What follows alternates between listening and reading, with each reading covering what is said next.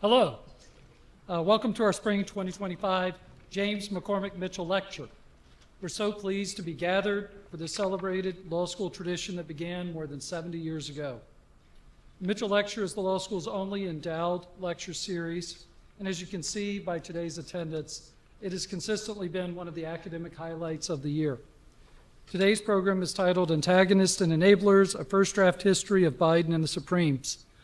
We are very pleased to welcome our guest lecturer, John Fabian Witt from Yale Law School, a legal historian and professor of law and history, and I might also add one of my favorite scholars to read. I didn't tell you that last night, but here we go. Professor Witt is here today to discuss former President Joe Biden's complex relationship with our nation's highest court. But before he does so, I'd like to share a little bit of history on James McCormick Mitchell, for whom this lecture series is named. James McCormick Mitchell graduated in 1897 from what was then known as Buffalo Law School. A dedicated philanthropist, he was an ardent supporter of the law library. He understood that the law library is the heart of every law school. I think he would be very pleased to see us all assembled here today. Upon his death in 1948, his wife, Lavinia Mitchell, made a considerable donation in memory of her husband to memorialize his commitment to the advancement of education and enabled the student body to hear from a prominent lecturer each year. The first Mitchell Lecture was held on May 9, 1951, and was given by U.S. Supreme Court Justice Robert H. Jackson on the topic Wartime Security and Liberty Under the Law. The lecture was published that year in the first issue of the Buffalo Law Review. Since then, we have presented a series of lectures on some of the timeliest topics in law, presented by an impressive list of speakers, and I'll just list a few here. Derek Bell, Richard Posner, Irene Kahn, Jack Balkin, Duncan Kennedy, and Devin Kabata. We are happy to welcome Professor Witt to this list of distinguished scholars. Now, to introduce Professor Witt and get us started with our program, I am very pleased to welcome Professor Matt Stilen, chair of the committee who organized today's event.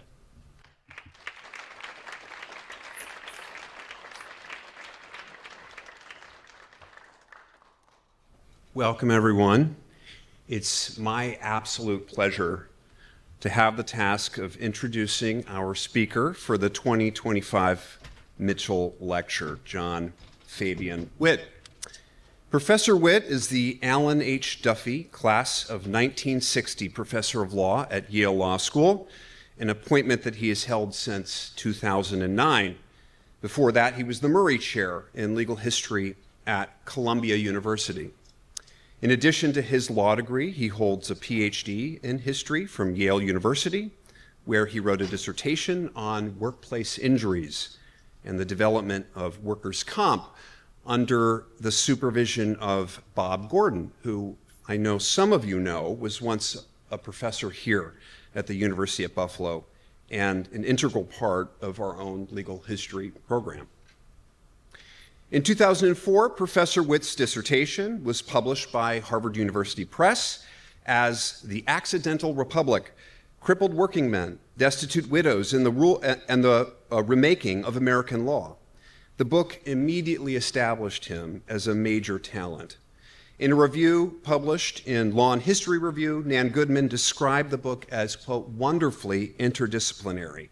And she noted how Professor Witt drew together ideas and practices from tort law, the political ideology of free labor, changes in the relationship between courts and legislatures, the emergence of a program of scientific management and workplace safety, and reform efforts by a young New York legislator, Franklin Roosevelt, as well as Francis Perkins, later Secretary of Labor. If that sounds like a lot to weave together to you, let me tell you that it is. Goodman thought it was a formidable task to put all this together, but that by doing so, Professor Witt had been able to, and these are her words, quote, recreate the past with all of its rough edges and missed opportunities, while avoiding the temptation to make it conform to our own expectations. Two other books soon followed: Patriots and Cosmopolitans, Hidden Histories of American Law, also published by Harvard in 2007, And then Lincoln's Code, The Laws of War in American History, published by the Free Press in 2012. Lincoln's Code gathered up a whole armful of prizes, including the Bancroft Prize, which is generally regarded as the preeminent recognition for a work of American legal history, and it was made a finalist for the Pulitzer in history. One can see emerging in these books something like a distinctive approach to legal history. Professor Witt is a very gifted biographer, and both of these books regale their readers with stories about Americans, both famous and obscure, who have contributed to our law. But the biographical element is not in the books simply to make them readable. In the introduction to Patriots and Cosmopolitans, Professor Witt observed how, quote, "For the past half century, writers setting out to describe the development of American law have focused predominantly on the relationship between law and society. The difficulty with this approach, however, is that social pressures are almost always indeterminate with respect to law, so that legal form is made to appear, quote, relatively autonomous from social setting." It was to biography that Witt turned to connect law to social life. He shows us enterprising people scraping together ideas, hawking ideas to groups of friends, using them for ballast in a rapidly changing environment. I see in Professor Witt's appreciation for these sorts of people what Willard Hurst, writing in an earlier generation, called, quote, independence of mind and will and creative energy. Hurst was describing the business energy of the American middle class. Witt's energy is an energy of ideas. In his class are law entrepreneurs. Today, his topic is the Supreme Court under President Biden. What I'm going to be listening for in his remarks is attention to the same entrepreneurial activity. We all know how the Supreme Court struck down efforts by the Biden administration to mandate vaccines in the workplace and to relieve student loan debt. But how did Biden use the court for his own purposes? And to what effect on the presidency itself? Please join me in welcoming Professor Witt to the University at Buffalo.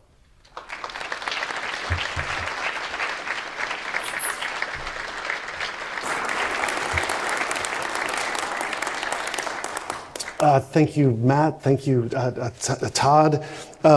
It is a real pleasure to be back here. I came up here early in my career a couple times. I've long thought of the University at Buffalo, which I think may not have been the University at Buffalo when I first came, thus the prepositional error on the slide. No more errors after that. I just came up here early in my career to give a number of talks and really fell in love with this law school. This is a law school with a glorious intellectual tradition. It's one of a handful of schools that has for decades maintained an intellectual pursuit of the law in a field where it's very easy to lose track of the way in which ideas are at the heart of the tradecraft that we're in. So it's a glorious tradition at this school and a glorious tradition for the Mitchell Lecture. It was wonderful learning last night that your dean and I have a number of things in common. Columbia Law School, Temple Law School, right near where I grew up, and a love of the history of bankruptcy law. That was an unexpected feature. And I've long been a real admirer of Matt Stylen's scholarship for its extraordinary range across a wide array of fascinating topics. So it was a special pleasure to be invited by Matt. Thanks to Lisa Muller for putting this together and doing the logistics. To, I think, Omar back here who's making me sound good. Thank you, Omar. And Brandon, who made the slides work well, which I think are going to be an important part of the lecture. So the Biden presidency is fast receding into being a kind of footnote of history in the era of Donald Trump. This is the era of Donald Trump's presidency. He is the major political figure of our age. And there's a way in which there's a Joe Biden interregnum that's fast disappearing. What I want to try to persuade you of today is that during that interregnum, during that footnote period in the middle, we can see some evidence of a hard-to-see phenomenon, an otherwise hard-to-see phenomenon that's diagnostic of some of our democratic tumult. We can see this phenomenon if we go back to Thursday, July 16th, 2024. You remember July of 2024, a lifetime or two ago. 5 days before withdrawing from his fourth and final presidential campaign, Joe Biden floated the most dramatic presidential proposal for change to the Supreme Court since Franklin Delano Roosevelt in 1937. On a call with the Congressional Progressive Caucus, Biden called for term limits and an ethics code, along with a constitutional amendment to reverse the court's controversial decision in Trump against United States, issued only 2 weeks earlier, which established broad presidential immunity from criminal prosecutions. The president authored a rare opinion piece under his signature in the Washington Post, rolling out this proposal, summoning a year of tawdry judicial ethics imbroglios, attacking the immunity ruling, and invoking the justice's unpopular decision to overturn the abortion rights case Roe v. Wade 2 years earlier. The president condemned the court. What's happening now, he said, is not normal, Sympathetic commentators immediately identified the president's proposals as a marker of the antagonism long noted between the court and that president. He has planted a flag in opposition to the Supreme Court, announced Jamelle Bouie in the New York Times. For 4 years, the Biden White House and the denizens of the Marble Palace at 1 First Street had more than their share of clashing disagreements, to be sure. For a president who prided himself on having overseen more Supreme Court nominations than any living person, first as chairman and ranking member of the Senate Judiciary Committee, then later as vice president, and then as president, the adversarial nature of his relationship to Chief Justice John Roberts' Supreme Court was striking and unmistakable. But for all the clashes, this story of Biden and the Supreme Court as adversaries runs parallel to a story that's less well observed. But just as important, I think, for understanding the evolving character of the presidency and the court in 21st century American democracy, and for making sense of the tumultuous moment we now find ourselves in early 2025 as Biden retreats rapidly into the past. The presidency and the court in the early 2020s were not merely antagonistic, though they were also that. The two institutions were also mutually enabling. The modern presidency and the administrative state produce the institutional setting in which the 21st century imperial court expresses and asserts itself. In turn, the court offers opportunities for presidents seeking to advance their own political interests. The Biden years gave us an administration buoyed by the court, as I'll try to describe and argue over the coming minutes, or at least exploiting it for its own advantage, alongside a court whose authority has been strengthened by the yawning gap between vast executive responsibilities and ambitions on the one hand, and slim political capital in the Congress on the other. Joe Biden's time in office embodied this emerging dynamic as fully as any presidency in recent history. If the justices of the conservative majority blocked his path repeatedly, they also came as near as any American institution to saving his star-crossed presidency. The difficulty, which is now our difficulty, is that this tragic dance, one that has elevated and distorted both the court and the White House, is deeply destructive of democratic self-government. It has helped put us in the disordered mess in which we find ourselves in early 2025. Joe Biden's adventures with the court and the presidency have roots stretching back at least to the early 1980s, when he became ranking member of the Senate Judiciary Committee. The story really begins in 1987, when the ambitious junior senator from Delaware became the committee's chairman just in time for the nomination of conservative firebrand Robert Bork. In September 1987, Biden was campaigning to win the next year's Democratic nomination for the presidency. This is history. Usually I write about things I mean, we're way before I remember this. Some of you do too, I know. The Bork episode put Biden at center stage in a curious heavyweight fight between a folksy aw-shucks defender of the New Deal Democratic Party's constitutional synthesis, on the one hand, and the intellectual architect, that is Robert Bork, of a conservative assault on the other. A huge blow, as some of you will remember, came in the middle of these hearings. Careless borrowing in political speeches and law school student papers. Law school student papers, that some of you don't remember, but are writing law school student papers, which were quietly leaked by the Michael Dukakis campaign, forced Biden to withdraw from the race under a plagiarism cloud, even in the middle of his star turn at the hearings. But in the astonishing political theater of the fall of 1987, the Delaware senator managed to go from low moment to career high in a matter of days. In the televised Bork hearings, the 45-year-old senator articulated the constitutional values of the New Deal constituencies: broad federal power, civil rights, and above all, by the 1980s, a basic right to privacy in the bedroom. In Biden's effective articulation, these were common sense principles beset by an effete ideologue. As Biden liked to tell it, if you asked the guys at the legendary Palace Pizza in Wilmington, Delaware, whether the government should make laws about what they did with their wives in their beds, well, Biden's language, they'd knock your teeth out. Head to head with Bork, at the crucial moment in the televised hearings, the same down-home Biden challenged the Republican nominee to find some resource, any resource, in any of his abstract Ivy League constitutional theories that would protect a married couple. And now the former president can do this better than I can. I'm not trying to be picky here. I mean, clearly I don't want to get in a debate with a professor. But it seems to me that what you're saying is what I said. That is, that the Constitution, if it were a constitutional right, if the Constitution said anywhere in it, in your view, that a married couple's right to engage in the decision of having a child or not having a child was a constitutionally protected right of privacy, then you would rule that that right exists. You wouldn't leave it to a legislative body, no matter what they did. That's right.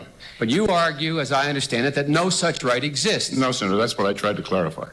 I argued that the way in which this unstructured, undefined right of privacy that Justice Douglas elaborated, that the way he did it did not prove its existence. Well, can you tell me, you've been a professor now for years and years, everybody's pointed out, and I've observed you're one of the most well-read and scholarly people to come before this committee in all your short life. Have you come up with any other way to protect a married couple under the Constitution against an action by a government telling them what they can or cannot do about birth control in their bedroom? Is there any constitutional right anywhere in the Constitution? I assume I have never engaged in that exercise. I passed on. That's game, set, match for Joe Biden.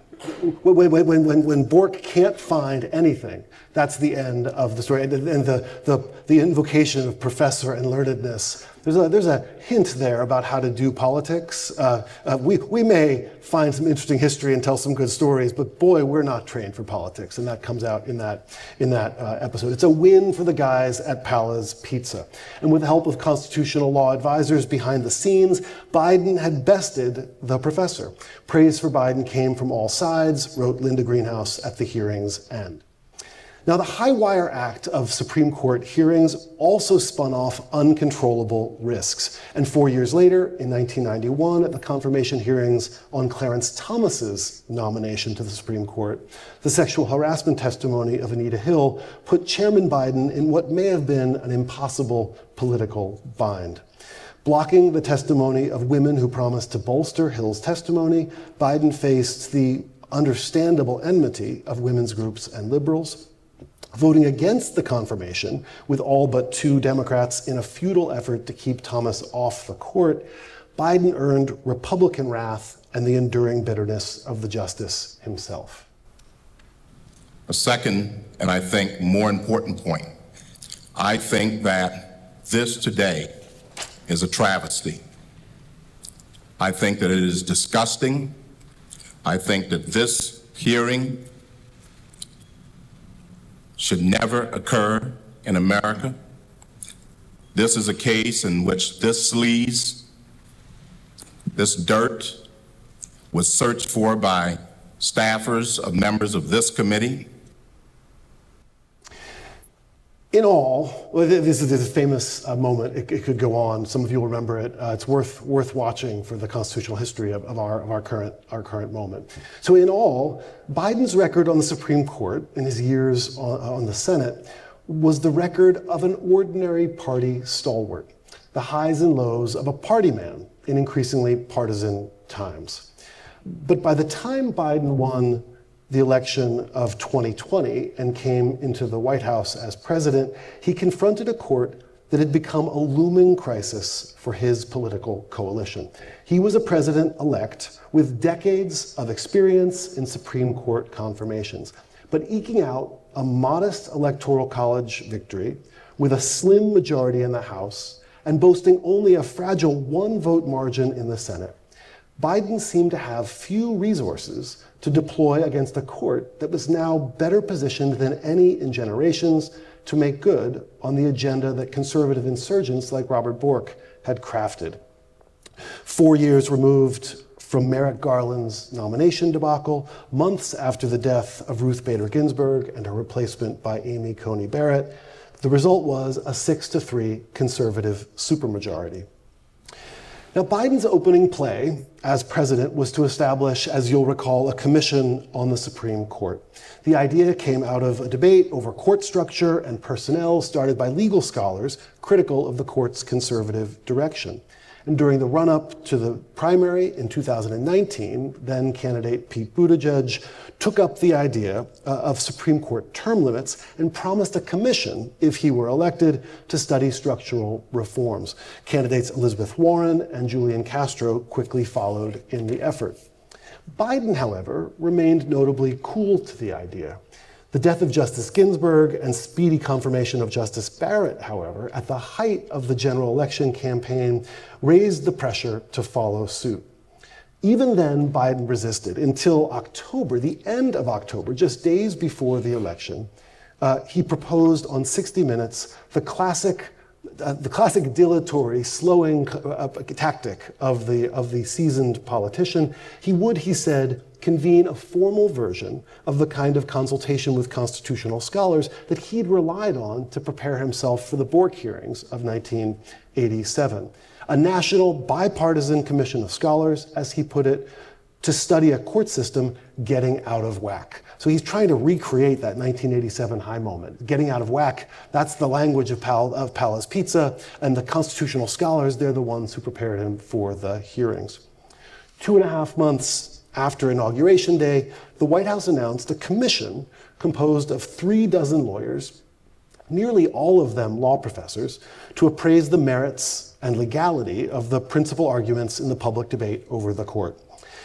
Limits on this commission's power had been baked in from the start, and not only because they were stuck with COVID-era Zoom hearings. With a membership made up almost entirely of scholars instead of power players, there was little chance that this commission would be able to mobilize the forceful political coalition needed to galvanize real change to an institution like the court. The labor unions of the AFL-CIO, the lawyers of the American Association for Justice, the interest groups of Silicon Valley, the civil rights organizations of the Democratic Party coalition were in the wings rather than at center stage. And that tells us all we need to know about the prospects of change coming from this institution. The glaring and inescapable difference between 1937 and 2021 was that where FDR had vast supermajorities in the Congress and a 523-8 mandate in the Electoral College, Biden's Democrats had clawed out a single-digit margin of victory in the House, barely managed a fragile one-vote majority in the Senate. And the result was a kind of electoral gridlock that made the commission a kind of sideshow, at least in the near term. The real story was gathering like thunderclouds on a Buffalo horizon. Is that, do they? I mean, I imagine they must, right? In the wake of the conservative movement's remarkable Trump-fueled supermajority on the court, the new Democratic administration set about designing and appointing an administrative state capable of executing a surprisingly liberal version of the party's policy agenda. Former aides to Bernie Sanders and Elizabeth Warren filled the seats in powerful offices like the Office of Information and Regulatory Affairs, OIRA, the Federal Trade Commission, the National Economic Council, and elsewhere. I want to be the most progressive president since FDR, Biden had privately told Sanders during the primary campaign, and it seemed in the early months as if he meant it. Progressive regulatory policy could be made in the executive branch, even if uncertain votes couldn't be counted on in the Congress. The problem, and the reason court critics like Buttigieg had sounded the alarm as early as 2019, was that the conservative legal moment was decades into an assault on precisely the administrative tools on which Biden and his teams of Warrenites were planning to rely. The Biden administration, in this sense, was like a perfect historical vehicle, honed by a generation of partisan impasse in the Congress for a collision with a Supreme Court fully prepared to encounter precisely what they were about to encounter. An early episode involving the pandemic eviction moratorium, initially enacted by Congress and signed by President Trump in the CARES Act of March of 2020, gives us a sense of this. When the Act's moratorium expired in September 2020, the Centers for Disease Control and Prevention extended it.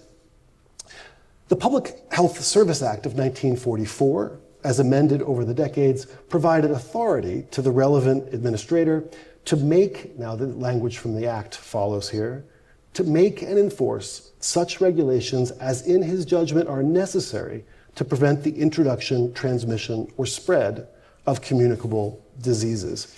I'm tempted to pause here just on that statute, the language of that statute, because you can see in that language the seeds of the demise of the New Deal constitutional order.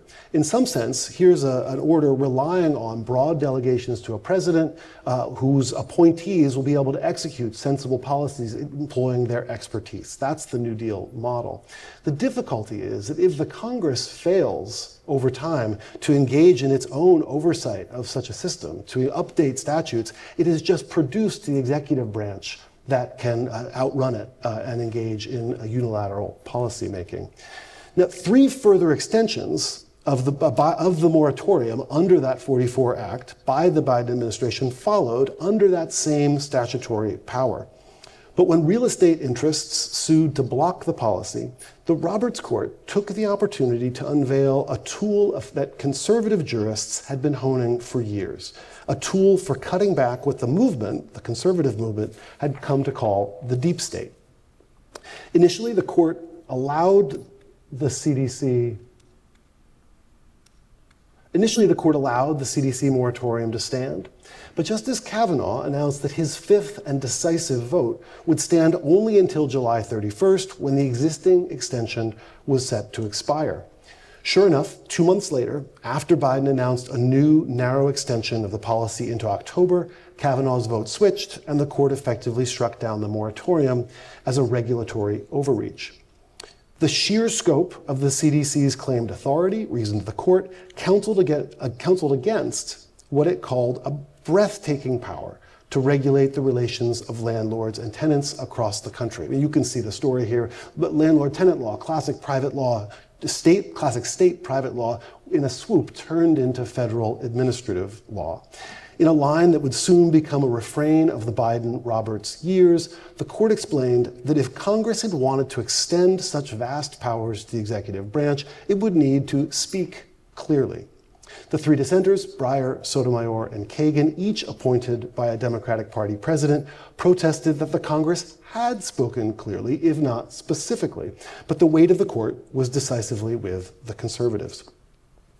The eviction moratorium decision arose from the court's shadow docket. Scholars' new term for the system of docket management the court has used for about a century now to administer its relationship to the caseload of the lower courts and to deal with pressing matters.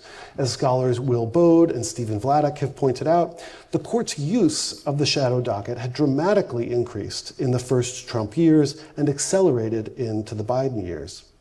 At the same time, the substantive doctrine under which the eviction moratorium cases arose, the so-called major questions doctrine, revealed a court committed to reining in discretionary executive branch authority, at least in certain domestic regulatory domains.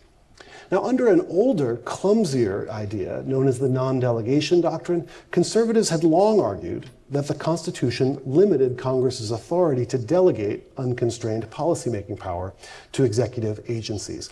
The major questions doctrine was like a slick younger cousin of this cranky old non-delegation idea. Labeling something a major question meant that if Congress wanted to delegate it to the executive branch, it could, but it would need to do so explicitly in its lawmaking. The elephants of big policy discretion do not live in the mouse holes of innocuous congressional delegations, or so goes the saying that's now central to our law of statutory interpretation in the modern administrative state. Drawing on 2 decades of quiet doctrinal developments, the Roberts Court used the eviction moratorium to give non-delegations' nimble new MQD replacement a prominence that it had previously lacked. But eviction was only the beginning. In the fall of 2021, a new COVID-19 variant called Delta. There's a way in which this is just a litany of our recent nightmares. I apologize for that piece, but welcome to another one of our recent nightmares that you'll remember. This is the Delta variant that led policymakers and officials in the highest reaches of the administration to pursue aggressive new action to promote the use of vaccines. And the President's Occupational Safety and Health Administration, OSHA, issued an emergency regulation requiring vaccination or, in the alternative, masking and testing in places of employment with more than 100 employees. The OSHA vaccination effort affected an estimated 84 million workers. So it was an effort to massively push out a nationwide vaccination program with a masking and testing alternative. 2 months later, however, the court struck it down on the ground that once again, the administration had exceeded its congressionally authorized powers. Congress, the court explained, had allowed OSHA to adopt standards for workplace safety standards, not broad public health measures. Once again, the decision was split, with the 6 conservatives invalidating the regulation over the objection of the 3 Democratic Party nominee dissenters. Later in 2022, the Major Questions Doctrine, MQD, surged into view once more, this time in a regular docket case in which the court struck down the EPA's effort to reduce coal-fired power plant emissions by shifting electricity to renewable energy sources. The merits opinion in this case, authored by Chief Justice Roberts, baptized the MQD as an identifiable body of law, emerging out of a series of significant cases that notably included the shadow docket cases from the COVID-19 epidemic the previous year. Now, critics contended that a doctrine virtually unrecognizable to previous generations of jurists had been invented wholesale. Defenders responded that the only novel development was increasing overreach by the executive branch and its administrative state. But other movement conservative allies of the Roberts Court made clear that their target was not new departures from the status quo, but rather century-old ones. The project, as many in the movement conceived it, was to undo the New Deal settlement itself. But for Biden, through the gritty smog of dirty coal emissions, a silver lining appeared around some of these cases. And this is what I want to try to describe and animate in the coming minutes. Biden and his aides had actually not wanted to extend the eviction moratorium themselves. They had begged Congress to do it, and they begged in vain. The White House had instructed the CDC to issue the extension only after Congress failed to do so itself, and even then only under duress from key constituencies. OSHA's vaccine or test and mask mandate was also not so cut and dried. The policy had seemed vital in the fall of 2021 when the Delta variant spiked, but by January, the virus crisis was lifting, the popularity of pandemic-era policies around vaccines, testing, and masks was plummeting, and the president's January 22 statement on the OSHA case, coming amid Biden's free-falling popularity after the difficult Afghanistan withdrawal, contained a palpable sense of relief at being able to lay decisions about the pandemic virus at someone else's door. Winding down pandemic-era policies was hard to do. Repealing public health rules pitted vocal party constituencies against public opinion imperatives. It separated health policy zealots from self-protective swing state senators facing fierce re-election fights. A lower court case in April 22 illustrated and illuminated the upsides of judicial help. For months, the federal masking mandate in public transportation and air travel had produced political headaches. For tens of millions of Americans, it had become the butt of jokes and late-night television routines, the thing of eye rolls and hapless frustrations. Airlines reported 5,000 unruly passenger incidents involving masking rules in the previous year. Yet undoing the federal mask mandate had proven impossible, at least for the Democratic Party's coalition. No one wanted to be the accountable official responsible for prematurely winding down pandemic restrictions and killing people in the process.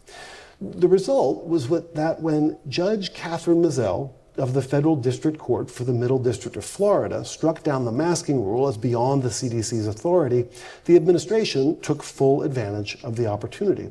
Judge Mizelle, a Trump appointee and a recent law clerk to Biden's old adversary, Justice Clarence Thomas, cited the MQD. She knew the emerging conservative administrative law toolkit as well as anyone. But this time, the protests of the Biden administration were somewhere between lukewarm and disingenuous. The administration readily agreed that after the Florida ruling, the masking order was no longer law anywhere in the country. The Justice Department professed to consider seeking an emergency stay in the 11th Circuit, but never did. Instead, DOJ slow-rolled the appeal such that the pandemic emergency had passed by the time the appeal was heard, mooting the case and vacating the unfavorable precedent in the Florida District Court. Political problem solved. A week after the travel mask mandate met its helpful fate, with grocery prices rising and Biden's polling numbers plunging to new lows. The news website Politico ran a blockbuster story that you will also remember. Its reporters had gotten hold of the leaked draft opinion by Justice Alito in Dobbs against Jackson Women's Health. The draft, the leak, whose source to this day is unknown publicly, revealed that the court planned to overrule Roe against Wade. Now, in one respect, news of the Dobbs decision put Joe Biden, the man, in an awkward position. Biden had long found a tension between his Catholic faith on the one hand and his party's most aggressive positions on abortion rights on the other. For Joe Biden, the politician, however, the leak of the Dobbs decision was a godsend. Released officially on June 24, 2022, the opinion featured the pugnacious Justice Alito, whom Biden had hectored during his own nomination hearings in 2006, in the role of a belligerent male enemy of popular women's reproductive rights. Biden's old nemesis, Justice Thomas, meanwhile, filed a separate concurring opinion that reprised Biden's best moments from the Bork hearings of 1987. In future cases, wrote Justice Thomas, we should reconsider all of this court's substantive due process precedents, including Griswold, Lawrence, and Obergefell. Now, Obergefell was the court's marriage equality case. Lawrence was the court's case prohibiting bans on consensual homosexual sodomy. The defense of either of these cases would have galvanized key Democratic Party constituencies. But Griswold was the right to marital privacy, with which the folksy Biden had so badly beaten the abstruse theorist Bork. It was Griswold that the 1980s Joe Biden had translated into the language of the barroom and the street corner, rendering Warren Court substantive due process doctrine into a lucid constitutional common sense. And now Alito and Thomas became villains from central casting in the attack on those basic reproductive rights. Biden the Paul could hardly have asked for more. Just as in 1987, the conservative legal movement's attack on Roe against Wade had rescued Delaware Joe from the slow, painful political demise that seemed to be his presidency at that moment. A slew of popular executive orders followed, defending access to abortion services and contraception. Among them was a Department of Veterans Affairs rule removing a long-standing exclusion of abortions and abortion counseling from veterans' health care, a move that pared back the famous or infamous Hyde Amendment's limits on federal funding for abortions, long a thorn in the side of reproductive rights advocates. And just like that, the politics of the moment, at least on some important dimensions, seemed to have flipped. Not since Nixon had a president and his party been so effectively able to use a court in a campaign rallying cry. When November rolled around, the Democrats held the Senate to nearly everyone's surprise. The Supreme Court announced Vox as the dust settled, lost Republicans the midterms, and it won Joe Biden a reprieve. Now, arguably, Dobbs was the third time the Supreme Court had saved Joe Biden. In February 2020, Representative James Clyburn of South Carolina delivered Biden the Democratic nomination by endorsing his then faltering candidacy in the state's crucial primary. But Clyburn famously extracted a promise from the future president, which he forced Biden to deliver publicly at the February debate in Charleston, co-hosted by the Congressional Black Caucus. Biden would make a black woman his first Supreme Court nominee. It would be a historic first.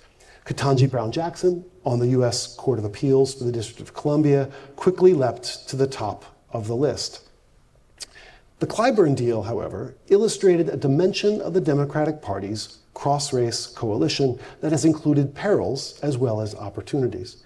For the past half century and more, the party's now wobbly base has been an uncomfortable synthesis of New Deal labor voters and civil rights voters.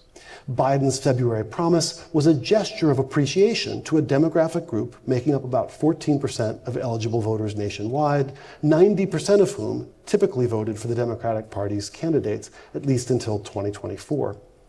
Yet for nearly as long as Democrats have tried to stitch together the New Deal's white working class and middle class voters with the civil rights movement, their Republican opponents have sought to split them apart. Affirmative action programs have been the combustible fuel for both of these efforts. On the one hand, Democratic Party platforms reliably support affirmative action programs as recognition of the party's black constituency. On the one hand, since at least the infamous, on the other hand, since at least the infamous Philadelphia plan of the Nixon administration, designed by GOP operatives John Ehrlichman and Kevin Phillips, Republicans have identified zero-sum affirmative action and civil rights programs as a way to break up the Democrats' labor civil rights coalition. On June 29th, I think that's the coalition. Dwell on the coalition, the fragile coalition, which I should have given to you for some time before. So on June 29th, 2023, in the blockbuster decision, Students for Fair Admissions against Harvard and its companion case, Students for Fair Admission against the University of North Carolina, the 6-vote conservative supermajority banged the nails into affirmative action's coffin. Summoning a colorblind interpretation of Brown against Board of Education, the court asserted that it demeans the dignity and worth of a person to be judged by ancestry instead of by his or her own merit and essential qualities. The result, Chief Justice Roberts concluded, was unconstitutional racist discrimination. Once again, the 3 Democratic Party appointees dissented. Now, my colleague and dear friend Justin Driver at Yale Law School predicts that the decision will replicate the problems of stereotyping and balkanization it purported to undo. Roberts's SFFA decision, moreover, flies in the face of the originalism the conservative legal movement has purported to espouse. Congressmen, federal officials, and state school authorities during and after ratification of the 14th Amendment had not understood its original meaning to rule out all racial classifications. Far and away, the better account of the amendment's meaning over the past 150 years emphasizes subordination rather than classification. But the Roberts Court blew through all such objections, and in the process, it reached an outcome that had been a project of the Republican Party for more than half a century. The SFFA cases were a blow to the agenda of the Biden administration, which had committed itself to, in the language of the administration, the ringing language of the administration, affirmatively advancing equity on its first day in 2021. The sweeping holding threatened programs for vital constituency, programs that represented a moral imperative in a nation still reckoning with a long and continuing history of unjust discrimination. Yet for all the powerful arguments in favor of race-based affirmative action, even the SFFA holding held out the possibility of a silver lining. Affirmative action in the form of racial preferences has been a moral and coalitional imperative and also a political vulnerability. It has long been an unpopular policy, including among Democrats, though the poll results differ sharply depending on how the questions are formulated. Asked their views of racial preferences in employment, even Black survey respondents voice opposition by substantial majorities. And in this respect, the SFFA decision and cases could eventually free Democrats of a burden, making coalition-splitting dirty tricks like the Nixon administration's Philadelphia plan just that much more costly. SFFA could become, for the Democrats, with the right handling, what Roe v. Wade was to the GOP for half a century. A defeat to the agenda, but also an opportunity to build and maintain the party's big tent. Roe made it easier for Republicans to assemble their coalition of pro-life evangelical voters and free market pro-choice libertarians. SFFA, in turn, might allow Democrats to pursue class-based strategies long urged by discontented party insiders, class-based strategies that would disproportionately benefit Black and Latin communities. Now, whether the party is able to accomplish this transition, to be sure, is up for grabs. In a low-trust environment, many key pieces of the Democratic Party coalition will reasonably fear an abandonment of its Black constituency in a moment of astonishing racial backlash against civil rights progress. Some of the court's decisions were hard to flip to the president's advantage. Near the end of the court's 2023-24 term, the court decided Loper Bright Enterprises against Raimondo. Gina Raimondo's my law school classmate. I was like reading out Loper Bright Enterprises versus Raimondo, reversing a 3-decade-old practice under the so-called Chevron doctrine of deferring to reasonable administrative agency interpretations of ambiguous federal statutes. As Adam Liptak reported in the Times, the basic principle of judicial deference to agency interpretations seemed to threaten countless features of the administrative state. The less visible dynamic by which court and president enabled one another quietly reappeared, however. It appeared in immigration policy when the administration contended for a time that the court had blocked its ability to make executive action at the border. It appeared again in the student debt loan forgiveness debacle. In the end, it is perhaps no surprise that Joe Biden would, in his bootless last weeks, try to turn the court to his own advantage. Dancing with the Supremes, after all, had been a recurring feature of his political career and quietly one of the most valuable strategies of his presidency. The court issued its landmark presidential immunity decision in Trump against the United States on July 1st, 2024, a mere 4 days removed from Biden's disastrous, candidacy-destroying debate of June 27th. With the accustomed 6-3 margin, the Chief Justice offered broad immunity to the conduct of presidents within the perimeter of their executive power and inaugurated, wittingly or otherwise, a new era in American democracy. When the Biden team soon thereafter let word leak of the candidate's sudden and otherwise unexplained conversion to the court reforms he had long eschewed, it was hard for observers not to infer that he had been pressed into them in a desperate 11th hour effort to save his doomed presidency. Desperation had become the order of the day. Biden's bid to be saved by the court a 4th time, however, tested fate one too many times. If Franklin Roosevelt's notorious court expansion, notorious or famous, one way or the other, we could discuss, expansion plan turned the nation's capital on its head for 6 momentous months, helping to remake constitutional law in the watershed year of 1937, Biden's July trial balloon on court reform fizzled and sank back to earth within hours. His was a presidency that ended somewhere between tragedy and farce, culminating in toothless proposals defanged from the start, by a disappearing margin in the Senate and quixotic hopes for a new House majority. The fading, folksy Paul had been overwhelmed by a vast conservative social mobilization focused on the courts, one that had been in development for decades and that has helped to define the rule of law in our lifetimes. Now, the success of that mobilization may in part be laid at the feet of the political advantages that it has offered to friends and foes alike. The court offers presidents opportunities, as political scientists like to say, for credit claiming, position taking, and blame avoidance, even when the president is politically opposed to the court's decisions. A president without a congressional mandate, in turn, provides the court with repeated opportunities to advance its authority by attacking executive branch policymaking as illegitimate. The two branches, in other words, feed off of one another. But if the codependence of the executive and the court serve their respective interests, at least some of the time, American democracy right now is screamingly and achingly and tragically the worse for it. Congressional gridlock shunts responsibilities onto the president. The resulting overreach by the executive and unsustainable activism in the court yields a dance as democratically dysfunctional as it is ungainly. And our polarized elected representatives cede their role to a unitary executive frontman and a chorus of an unelected nine. With history's hindsight, a recessive pattern of this 46th presidency looms into view. As we gather here today, his successor is in the midst of an in-progress bedlam of presidentialism. A White House issues orders at muzzle velocity. Congress, which was to be the core of our federal government, sits craven, cowed, and mute on the sidelines, and dozens upon dozens of questions careen toward the court.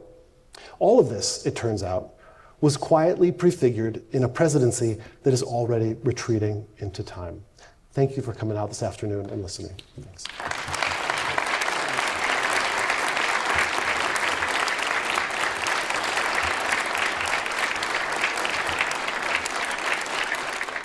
Well, I think we'd like to take some questions now. And what we'll do is, before you run away, we'll pass the microphone around, or you can stand up and speak without one if you prefer.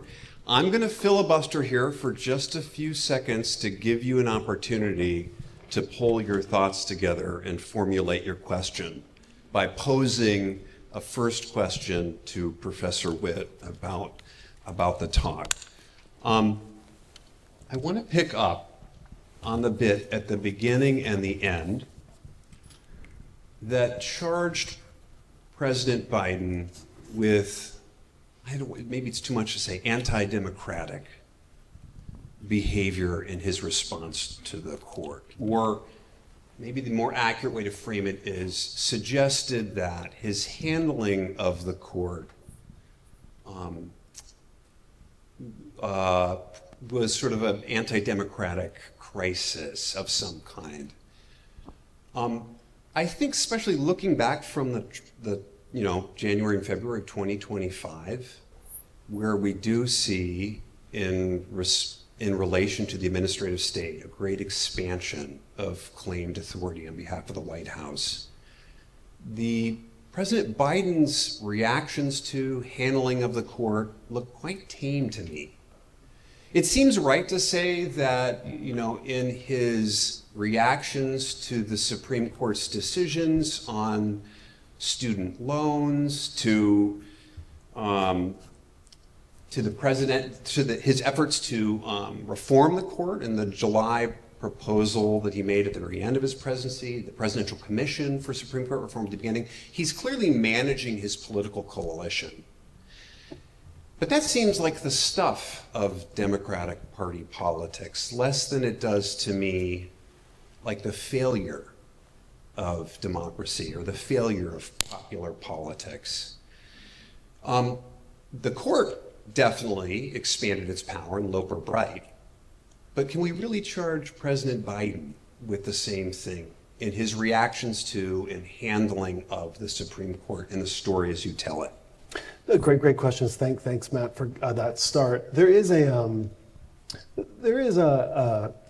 well, I think we call it a both sidesism that is popular in certain circles right now in these stories, and for sure there are political scientists who will tell the story of abuses in the Trump 2 matched by abuses in Biden and in Obama before him.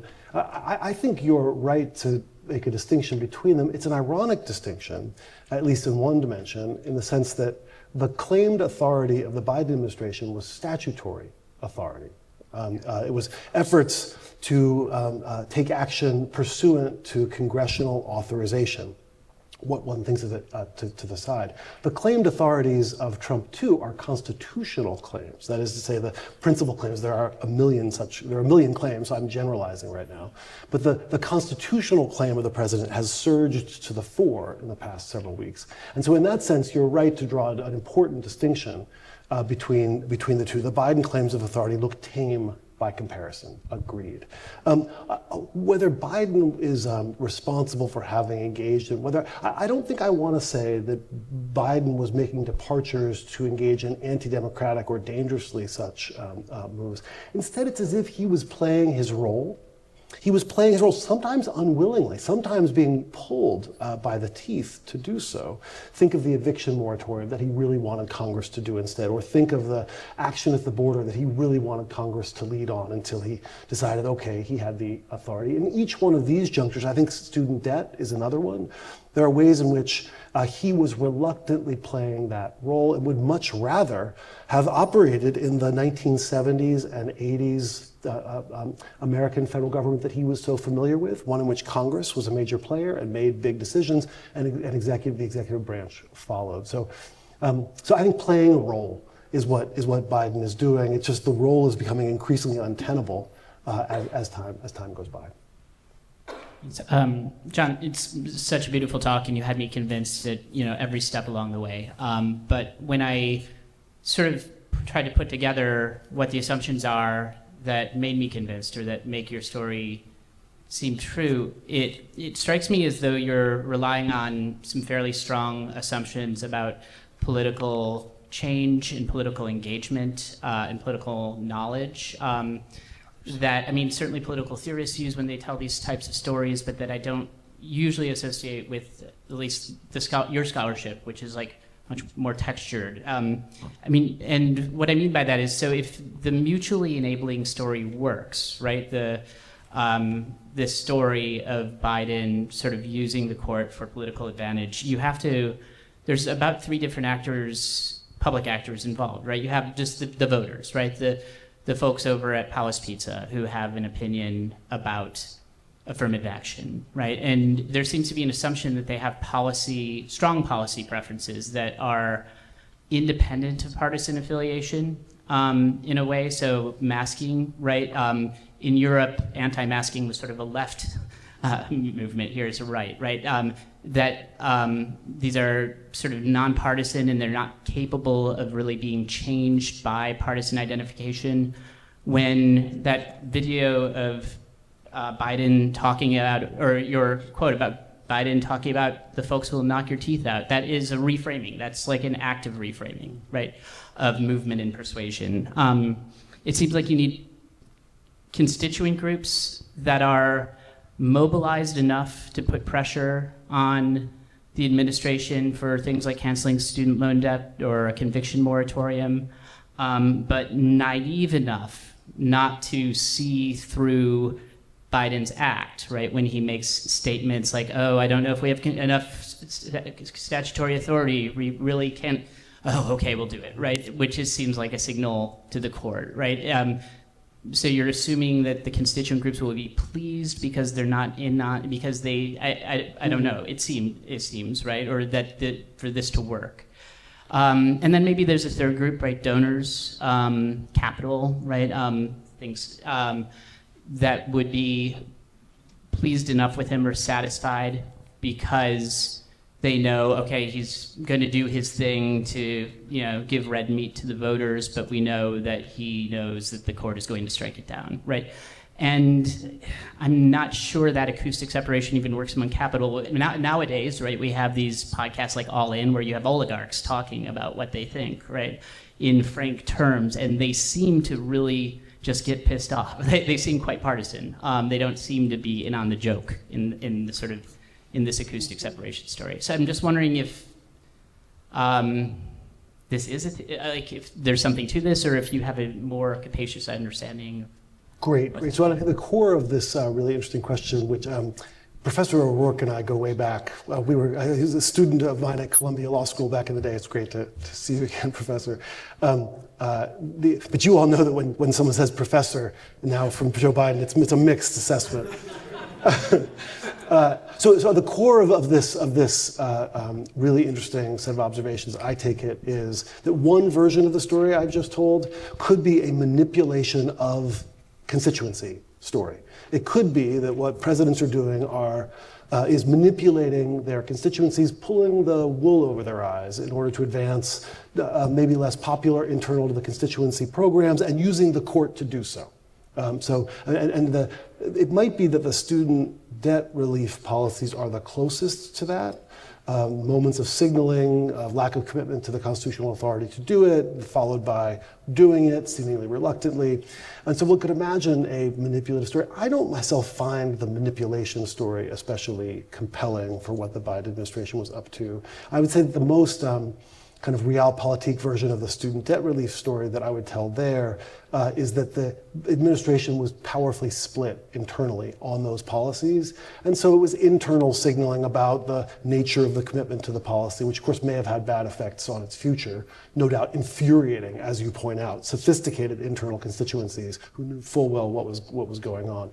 I think instead, that rather than the manipulation story, what I mean to be telling here is a story in which the administration stuck with a court and stuck also with the inability to pass things through Congress. I mean, in a way, I've droned on with your patience, thank you, for a long time just to say Congress hasn't done its job. And moreover, we haven't had the congressional majorities that actually would allow it to do its job. I mean, if you think of the congressional majorities of the Roosevelt era, or the congressional majorities of the high point of the Reagan era for the Republican coalition. These were congressional majorities with which you could do things.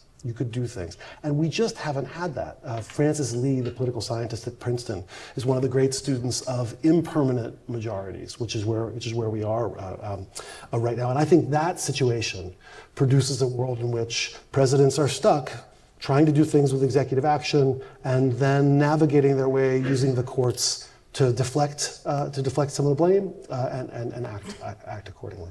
Thanks. Hi, John. Thank you for a really thought-provoking talk. I think all the more relevant now probably than when you started working on it. But I mean, kind of similar to Matt and Tony's questions, I wanted to, sort of push on or raise some questions about why the particular focus on Biden and his, sort of sometimes using the court for political cover or using it as a political bête noire, because it seems like this has been going on for quite a long time. And so Biden played the hand he was dealt. But so I guess I want to say, what's the bigger threat to democracy long term here? And this really goes to fundamentally, what is the role of the court in judicial review in a democracy?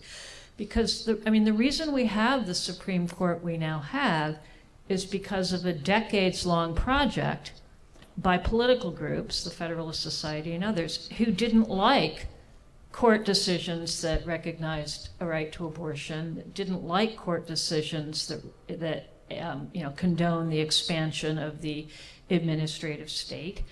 And those groups said, we aren't going to try to win our battles in the democratic political arena. We're going to try to win them by slowly, over time, getting on the federal courts, the least democratic institution in the words of scholars that have been invoked here, to get the court we want to change the rules about the administrative state, the rules about gerrymandering, the rules about, abortion. So by the time Biden became president, he had that Supreme Court majority that the Federalist Society and other groups had been working for years with cultivating people for the federal bench who were committed to overturning Chevron. We're committed to, reviving the anti-delegation doctrine in many respects. Apparently committed to overruling Humphrey's executor, which might be the next shoe to drop, giving ultimate executive authority. I don't know. So I guess given these long-term trends of groups who wanted to get judges on the court who would thwart agency action, and who wound up, I don't know if it was part of their agenda, who wound up actually approving gerrymandering, which I think is a far bigger threat to democracy. I guess I'm curious, why are you kind of focusing on and singling out Biden? Because it sounds like the way you presented it, he's sort of the villain in this anti-democratic dance between the courts and the presidency, whereas I think there's another story is that by the time he became president, groups that wanted the courts to assume more power had won, and he had to play the hand he was dealt with. Yeah. Well, I hope so. I hope not villain, but hapless. Right. That was which may be crueler, actually. I wondered whether that was the right story to tell, but that's the story I meant to tell, and that's the role-playing piece that was in my response to Matt. That is a hapless occupant of a role in our breaking down constitutional system that has been the product of exactly the multi-decade process you're describing. I mean, I am spending the next couple weeks in my American Legal History course talking about the conservative insurgency over the course of the past decades. It's a 20th century course, so actually this is a substantial part of the course, as it has to be. And one of the really plausible accounts what I try to do in this course actually is provide the students with many different arguments, so we can then, like in other law school classes where the materials after the cases or the dissents give you a chance to have the debates, I try to do that. And one of the ideas in the materials for them will be that originalism is invented by Strom Thurmond and the Dixiecrats. So you mentioned attacks on the administrative state and Roe against Wade, but also attacks on the Civil Rights Project of this coalition have been at the core. And so Strom Thurmond is talking about getting back to the original Constitution in response to Harry Truman's Civil Rights Executive Order. So there are ways in which this goes way back and has many strands, of which that is only one. I guess a thing that I would observe that may be difficult for the orientation that you expressed and that I have oftentimes felt myself is that we're now in a moment in which the Republican Party is not relying on the courts. I mean, that is to say, the Republican majority in the Congress and the Republican in the White House may override the courts, even the Supreme Court, in which it has a 6-3 majority. That's one of the non-zero probabilities for our relatively near future. So we're now in a situation in which, by hook and by crook, the conservative insurgency is not just organized at the courts, like as a FedSoc kind of a project, which was an amazing project, which was itself, of course, a copying of earlier liberal left side projects earlier in the century, which had the same court-centered strategy. So that's a thing that throws a monkey wrench into some of the way of thinking that you and I have shared. Hi, Jim Gardner, member of the law faculty. Thanks for the talk. So in a way, what you've said is not surprising. We have a 3-branch government, a system of checks and balances. If one of the branches, for some reason, drops out of the equation, we can expect a power struggle between the other 2 branches. You seem to suggest, and many people have said, that the problem with Congress, what has made it dysfunctional, is political polarization. And that's, so in a presidential system, that would leave the president to battle with the court, but you've also seen this kind of polarization in parliamentary systems. Spain took 18 months to form a government. Belgium took, 3 years to form a government. And our hometown hero, the first speaker in this series, Justice Jackson, once famously quoted Napoleon's comment, the tools belong to the man who can use them. Here's my question. Do legislatures have a future? Wow. That's interesting. Well, beyond my pay grade, I think, well, that's interesting. A thing that I haven't talked about here, but that is part of, I've spent the last 13, in a way, writing this and coming to Buffalo has been a great relief for me. Thank you, Matt. Thank you, Dean. Because I've spent the last 13 years working on a book that'll be out in the fall, which takes as one of its central questions information technology and media environments in the production of modern American democracy. Now, the book is about the 1920s, which distinctively has a whole set of media environments that are new, radio, but also forms of print in the World War I era and propaganda efforts. And the cast of characters I'm writing about in the book out in the fall take as one of their projects figuring out how to do democracy in an era of new media, a new media landscape. So, to come to your question, a real question for us, I think, is what future for legislatures, for parliamentary systems in an era of social media and an era of influencer-based, celebrity-based communications.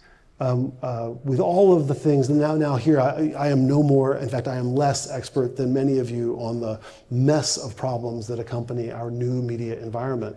But it seems to be something that produces celebrity candidates for power, whether it's in the UK, in the run-up to Brexit, or whether it's in the United States with, you might not have to start with Trump, you could start with President Obama as a celebrity from outside the party system who manages to become presidential candidate over the party insiders' presumed objection. One last frivolous thought on this is that my children, who are more conversant in the world of information circulating among young people than I am, tell me that the next Democratic Party presidential candidate will be an ESPN person named Stephen A. Smith. So watch for that. If that turns out to be right, they were ahead of their moment. But that suggests to me a world in which legislatures and parties, which of course have always been long associated with legislatures, really be losing traction, and powerful, strong people. So far, strong men. There's maybe a gender dimension to this too. Will have a looming authority. That's really distressing. Yeah, hi, it's on. I'm a political science professor here at UP, and really interesting talk, and really appreciate the kind of historical view and going back to '87 and Biden. I'm curious about, if I'm understanding your kind of argument, is that we shouldn't think of Biden's presidency. We should be careful not to let it recede too quickly from memory, because there's some interesting lessons there with how presidents engage with the court. And so I'm thinking about this and reflecting to kind of making sense of overall trends of democracy and the withering of institutions and separation of powers, and like the last questioner about sort of the change in structures of branches. And you can observe the weakening of safeguards on executive power over time, and not just in the United States, but around the world. And I try to tell my students, I don't want to put it all on Trump, because you can see the increase in executive orders going to Obama and beforehand, and I hadn't given much thought to Biden as a figure in that. So I guess my question is, can you put the Biden presidency within some kind of arc in terms of the weakening of institutions, counter-executive institutions in the United States? Counter breaks on executive institutions, or is it a aberration of a longer trend as we kind of move forward with my concerns that, what the founders wanted to do, which is separate and diffuse power a lot, that's kind of not working out so well. Yeah, I think as with the earlier question, I love the long trend story. I think maybe the reason to pause on the Biden interregnum, as it were, a reason to pause here is that I do think it marks the maturation of the court's side of this story. And the major questions doctrine and the shadow docket are especially useful places to see that. Those are things that assert themselves in these years. The COVID cases produce the occasion for it, and so both the multi-decade project of producing a court that would be opposed to the administrative state on the one hand, and a series of contingent accidents like COVID produce a special proliferation of court administrative state interactions in a concentrated time period in a way that I think, and I don't know, I'm like an early 20th century guy, so have I studied the Reagan to Bush to no, but I think there was a special concentration there. Maybe I'm wrong. So you've talked about the tension between Biden, the executive, and the court on a macro level, but on a micro level, at the very end of the Biden administration, he pardoned or commuted, a breathtaking number of sentences. Yeah. Am I overthinking it? That might be just a middle finger to the judiciary on the way out? Well, that's interesting. Well, there were a series of curious things on the way out.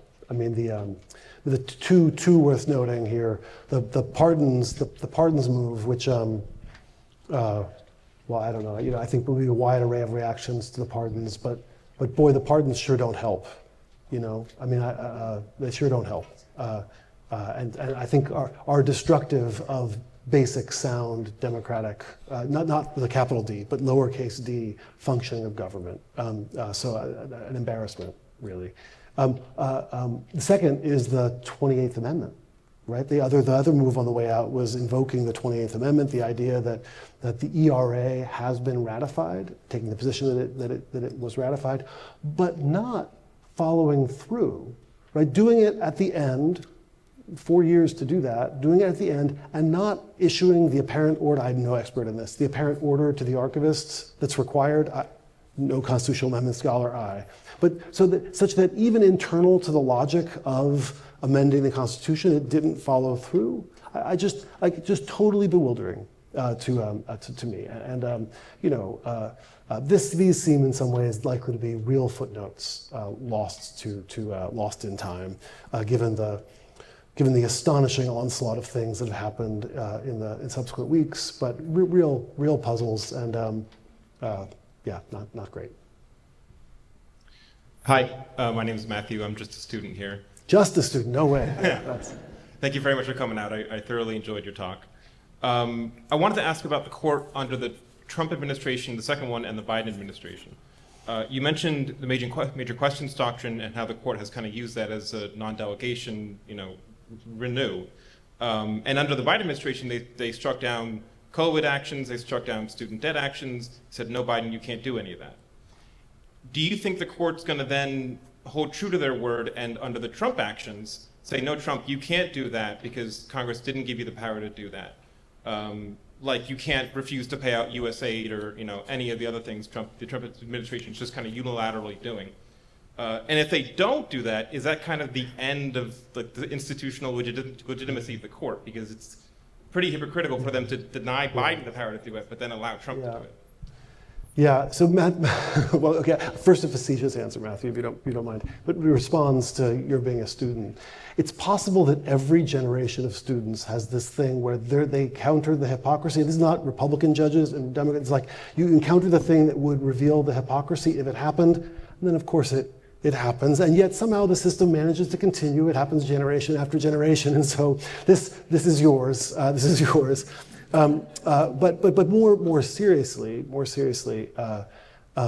There is this kind of astonishing juxtaposition that I'm really glad that you gave a thoughtful listen and heard. Well, there's all this anti-executive power stuff going on in the story that I told. Well, what's going to happen now? Because now everything seems to rest on executive power. It's this festival, circus of executive authority. Now, one possibility, which I tried to flag on the way through, is that the court might find, and might be sympathetic to, parts of the court I think will be sympathetic to, a distinction between executive power under the Constitution in Article 2 on the one hand, and executive power through congressional authorization on the other. I think that's a real distinction, and of course parts of the complicated Republican Party conservative coalition on the court for a couple generations now. Parts of that coalition have been very favorable to astonishing claims of executive constitutional authority. And so that wing of which, and that group is represented on the court, and that wing of the court might be quite happy to uphold and think that it is not being inconsistent, insist that it's not being inconsistent in doing so because of the move from reading statutes on the one hand to reading the executive power on the other. So that would be one possible path that we might see in the coming days. Hi, Professor. My name is Ian. I'm also a student here at UB. My question is about the, I guess, role of the institutions. So what I think I heard was about the role of the, because you mentioned Biden as a folksy character, that he made purposeful efforts to be folksy, to reduce it to a institutional conversations to a more simple sentence or two sentence. Along that same line, the kind of role of populism that it plays now in American society, if the American president and the Congress and the courts are American institutions, what is an institution to do in an American society that is polarized? Or in other words, would this be the same case if Biden was not president? I mean, is this a conversation about the man or about this inevitable spiral that we find ourselves in? And my second question, just really quickly, when I turn on the TV and hear, ads when Biden was running for president, the first word I would hear was that Biden was an institutionalist. I don't know if I got that from your conversation, and so I was hoping you could square that circle. Great questions. For sure, I think that the story that I tried to tell, was a story about a role, not a man. That is to say, a role that has devolved into this nearly impossible situation, at least impossible without the right kind of coalition. I mean, you could imagine Trump too as a response to an impossible role, which he's not going to fill. I mean, he's not going to be in an impossible situation. He's just not going to do that. And so what he's doing is it's not impossible. I mean, it's all too possible. So I think a role story. But on the other hand, and you heard this in the story I tried to tell, I think, which is that it's individual people fill roles, and they have their own stories and their own histories and their own resonances and accidents. And you heard in Matt's really generous description of the way I've worked in the past, that I'm really interested in the conjuncture of the contingency of individuals with their own limits and capacities on the one hand, with the roles and the places they find themselves in the institutions in which they work on the other. So I think the role, I wanted to emphasize the role, but I'm always interested in the contingency too. And then the contingency has long-term consequences. It's not. I mean, just think of the way in which the story I told turns. So much of the story I told turns on the death of Ruth Bader Ginsburg, her decision not to step down, and then her death. And so there are things, or the capacity of McConnell's Republican Party to hold off Merrick Garland based on the numbers that were there in place. So there are contingencies all the way through. That's for sure. You said inevitable. I want to resist the idea of inevitable downturn. And this goes to Professor O'Rourke's really important observation earlier, which is that polarization is an artifact of a mix of things. I mean, it's not inevitable, it's not baked in. It's a product of institutional settings, and it's a product of framings and political projects and information environments. And so there's a way in which I think one thing going on right now, and here I'm hopeful but not in the short term, is we're seeing a set of desperate efforts to figure out ways to mobilize better forms of democratic politics in a new information environment with a new set of challenges and problems. And I don't think that's inevitably gonna fail. Although, it's really hard to see exactly what the path is, but there are really creative people out there at work. Maybe, hopefully you among them. So yeah, great, good. Hi, yes. I have a question in regards to the other students. I'm a student too. Yeah. Question about the potential hypocrisy of the Supreme Court's rulings on a different issue. I believe there's this case working its way up the system where Jewish temples, some rabbis, congregations, please correct me if I'm wrong, I believe in Judaism, the mother's life when it comes to abortion takes precedent. And I'm wondering, you know, so many of their decisions recently have been based about religious freedom in terms of being able to discriminate against the LGBTQ community. Could they possibly carve out, do you see them being hypocritical and just saying no, or based on religious freedom, or carving out an exception for people of the Jewish faith? And do you see it going, I can't imagine it going that far, but like Lebanon, where in order to stop the civil war, they created so many different legal systems depending on which demographic they came from? Yeah, that's a really interesting case, and it's been a couple years now it's since Dobbs, essentially. That's been one of the, Matt, you've got a question right next to it, sorry. Really interesting case. Here's what, I'm not an expert in that case or that story, but here's a thing that I would observe about it, is that I think that at the end of the day, constitutional law is about social mobilizations. Those social mobilizations produce political power. They produce appointments to courts, for sure. They also change the way we think about things, right? That is to say, arguments, this is Jack Balkin, a former Mitchell lecturer, arguments go from being off the wall, like not remotely close. Obamacare is unconstitutional for violating the Commerce Clause. Like, not remotely close, except then really close. They go from off the wall to being on the wall. And how does that happen? It happens through popular mobilizations. If one of the two political parties adopts as a core premise some constitutional position, that's a serious argument now, regardless whether it was before. So why is this relevant? The social mobilization around Roe organized itself around claims organized itself around an evangelical Christian movement. It was accompanied by, to support that movement, a set of free exercise and establishment clause stories, which have been part of the building of the Republican Party coalition now for a couple generations. Why go into this for so long? Well, when you build a coalition, it has a certain logic. When you build a movement, it has an internal logic.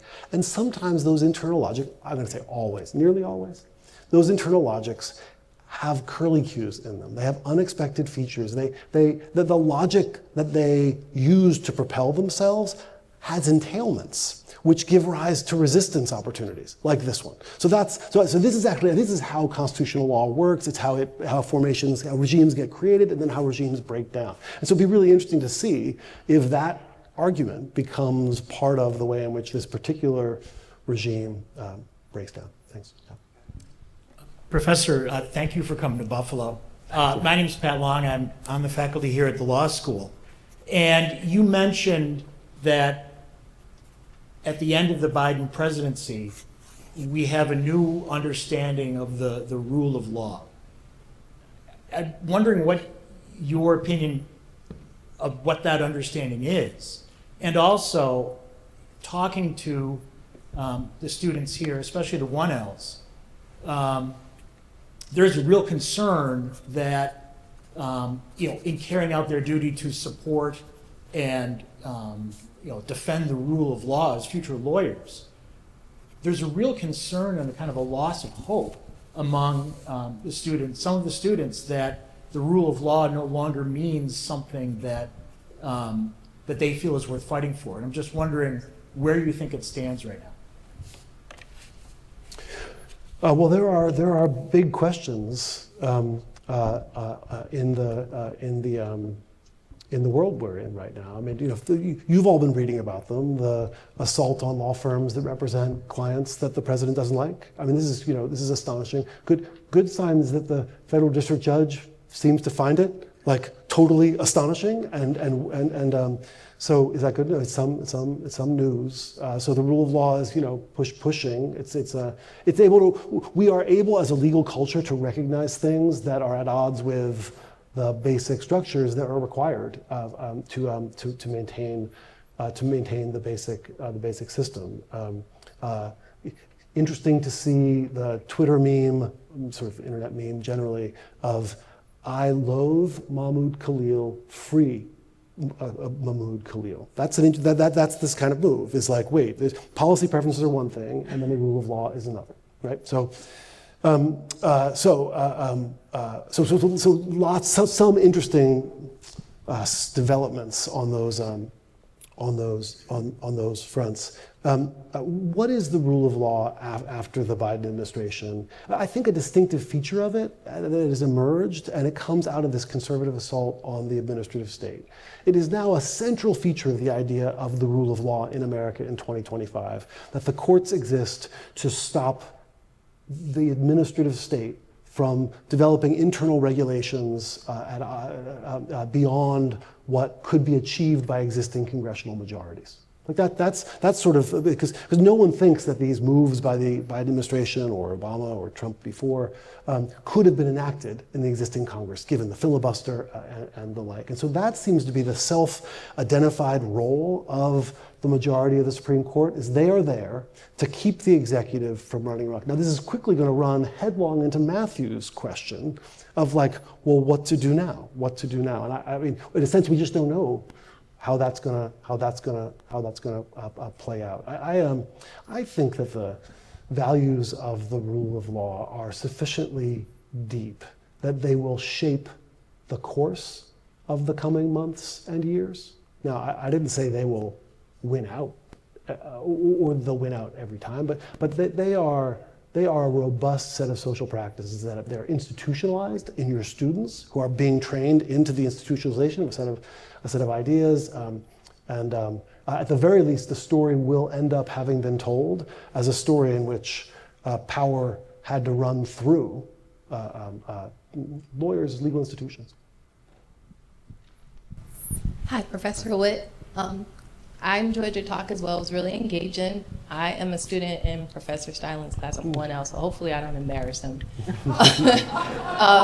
More or less, I see a recurring theme happening with SCOTUS, in that as 1Ls we've learned about the concept of stare decisis, right? And so we see that the Dobbs decision repealed Roe v. Wade. We see SFFA repealing, the Brown v. Board of Education decision about affirmative action. I'm curious what you think the judicial's role will be in the future if political trends tend to change and say the country's climate is not in line with the current rules. How do you think that the Supreme Court could effectively roll back that again, and what standing would that, or what implication would that have on the validity of the institution? Mm-hmm. Yeah, I mean, and stare decisis gets linked to the rule of law. It's a kind of stability mechanism, and the rule of law has lots of stability values. It's probably one of its. It's a very complicated social practice, the rule of law, and one of its dimensions is, I think, a kind of stability. And so when cases are overturned, it's a shot across the bow of stability, and calls on judges to make all sorts of judgments about whether the previous case was rightly decided for its time or had always been wrong. Does Brown overturn Plessy? Was Plessy wrong when it was decided, or was Plessy correct for its regime, but then gave way to a new one? These are all questions that I think essentially will always be argued about.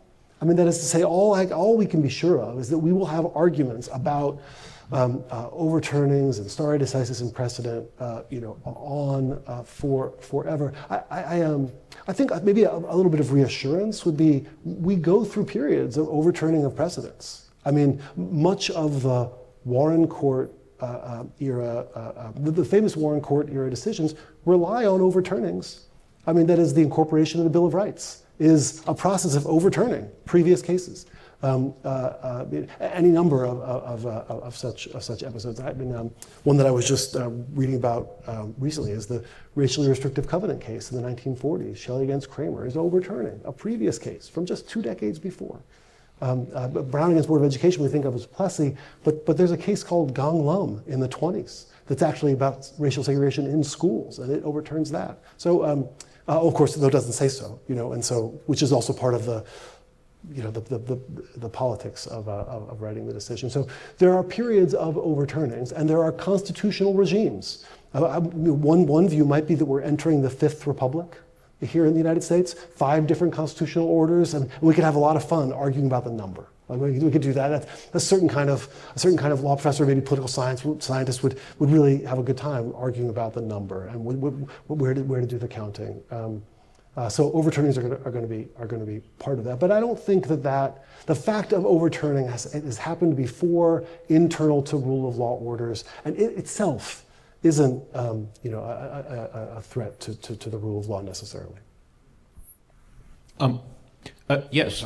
So another question about rule of law, which seems to be the existential question both here and around the nation. We're supposed to be a nation of laws with the Constitution and the body of laws, and that's supposed to keep us together. But we've also had several situations in the history of the nation where we've had crises where the law and the Constitution maybe in some ways didn't hold us together as much as an important person or an important leader came along to get us through that crisis. And a classic example would be in the Roosevelt era, where the whole world was experimenting with authoritarianism, and we had the Depression and we had World War II, and in some ways it's hard to see us getting through that without the figure of Roosevelt and the New Deal coalition and his willingness to break precedent by staying on a couple of extra terms. And we seem to be in another crisis, a deep crisis right now. And, Joe Biden, as much as he spoke the New Deal rhetoric, when he was a senator, he was no Roosevelt, and he didn't, and in some ways, his presidency didn't keep things together, and, we sort of see the consequences that we're in now. So I guess my question is, to what degree is it valid to look at the Biden presidency and see that as sort of an object lesson for what might have happened in America in the 1930s and 40s if we hadn't had Franklin Roosevelt and the New Deal coalition? Great set of questions, and my mind goes to FDR, but also to Lincoln as a kind of astonishingly effective president in a moment of crisis. Where we have a couple examples of that. I mean, one thing that is an important point to keep in mind when thinking about the New Deal coalition and in the 30s with Franklin Roosevelt, I loosely described a New Deal coalition that had assimilated in awkward ways, I tried to emphasize, a civil rights piece. But that, of course, is not the story of the 1930s New Deal coalition. I should say, black voters moved from the Republican Party to the Democratic Party in the 30s. So I don't want to exaggerate the following, but the New Deal coalition of Franklin Roosevelt is a coalition that has compromised with US forms of authoritarianism. That is to say, the Jim Crow South is a crucial piece of the FDR coalition. The Democratic Party is the party of the Solid South, and Roosevelt, to get his programs through, needs those votes. He gets those votes. How does he get those votes? By compromising with them and not insisting on the kinds of things that they say no to. So that's one of the reasons we have local control of various forms of federal welfare policy. It's one reason why the Wagner Act for labor relations doesn't include agriculture and domestic labor. List goes on of objections that are made today by your students, I'm sure, to various features of the New Deal order. So there is a compromise with authoritarianism, and it's Ira Katznelson at the great Columbia University who's really the hero of that story in his book Fear Itself, which I really highly commend to you. So. So that's one piece of this of this story. I think about emergencies and crises that actually goes to the rule of law thread that's circulating now. It became fashionable at some point, a couple decades ago in the wake of 9/11 actually, to talk about emergencies as moments when the law went away. We would have naked power, bare power, and this became it became a fashion in law intellectual worlds. And I think there's a huge mistake in that move, in that idea. In the 30s with Roosevelt as president, or in the 1860s with Lincoln as president, there were a whole bunch of junctures in which difficult, excruciating moments of policymaking and decision-making and judgment came right up against crucial features of the legal regime. That's for sure true. And one reading of those moments might be, and look, they did nothing to shape that moment. They were blown past. And so if the law of habeas corpus means that Abraham Lincoln needs to release people who'll be devastating to the war effort, well, he just ignores them. And that's a moment of pure power, we might say. But it's not a moment of pure power. It's not even remotely close. Because we know who the president of the United States is in that story. And how do we know that? Like, really, how do we know that? We know that Abraham Lincoln is the president because of a whole set of laws and institutions that have made him the president. So the rule of law is many things in the 1860s, in the 1930s, in the 2020s. And there are all sorts of ways in which the law is shaping the world around us all the time. So, you know, for all of the lawlessness that many imagine that they're seeing right now, I think rightly, for all of that lawlessness, there's all sorts of law that's going unchallenged, and those conventions remain conventions. So I think that's an important point and goes a little bit to the persistence of the rule of law as a social practice through these really excruciating moments. Way back when I was a high school student, back when we moved to rubber tires, there was a phrase, "Who died and left you king?" It was only used between good friends. So I use it now. What gives you the authority to decide what democracy means? Your piece, which I enjoyed, and your questions, which I enjoyed even more, questions and answers, which I enjoyed even more, because I couldn't see what was coming, asserted turns on an understanding of the meaning of, what shall we call it? The meaning of the Constitution, the meaning of democracy. Just to throw one out, why isn't democracy what the collection of people want at a given time? Thank you, Schlegel. One of the things that happened over the last week is I would tell colleagues would say, "Where are you going for spring break?" And I would say, "Buffalo." And today is a more beautiful day than any of them got, no matter where they went. It's just gorgeous here in Buffalo. So I'm so grateful to have been invited and been part of this conversation. And one of the reasons I've always been happy to come back to Buffalo is questions from Schlegel. Just a couple years ago, I was going through my emails just the other day, and you wrote me a note 4 years ago, almost to the day, with a letter you found that was crucial to the book that I'm just publishing in the fall. And how you came across this letter when I'd been searching for a decade for such things, I don't know, but that's the kind of thing that just happens here on the Buffalo faculty as far as I can tell. I have no monopoly on the definition of democracy. And in fact, none of us do, right? That's the thing, is it seems to be a loose family of ways of desperately trying to live together as people. That's what it is. And I suppose that my sense is that the world we live in now, in which it's a president and a Supreme Court with a recumbent Congress, has not gotten us into a good place. Now, whether that's because it's anti-democratic or whether that's maybe above my pay grade. But thank you for that great question. Thanks.